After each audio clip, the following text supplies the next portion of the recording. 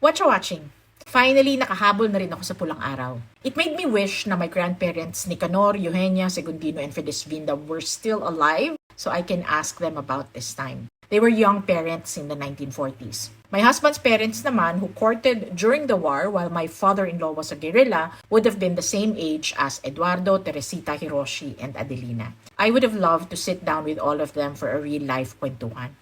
Pulang Araw is a work of fiction based on historical events. That said, there were many characters that were inspired by real people, but were not depicted accurately as those historical figures. There were a few exceptions though.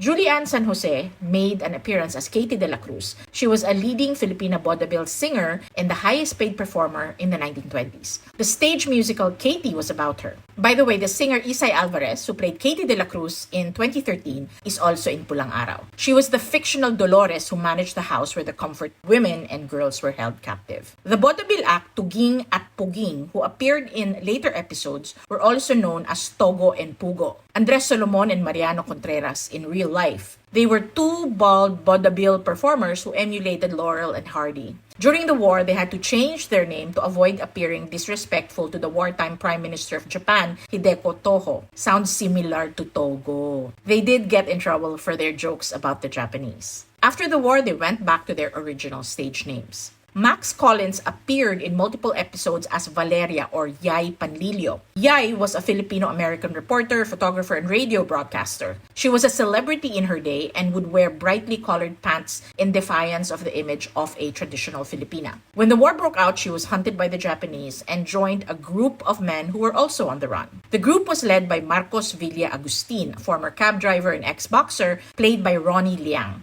Marcos was called General Marking, Valeria was called Colonel Yay. They became lovers and the leader of what was known as the Marking Guerrillas. In February 1945, while the Battle of Manila was raging, the Marking Guerrillas captured former President Emilio Aguinaldo, who was a collaborator with the Japanese in Palanan, Isabela. The historical characters in Pulang Araw were reimagined to captivate us in the present. As you watch this series, remember to appreciate historical fiction as it is, a cocktail of history and creativity. Sana this inspires you to look deeper into your past and your family's past. Alam niyo ba what your ancestors were doing during World War II? O, diba? Meow meow.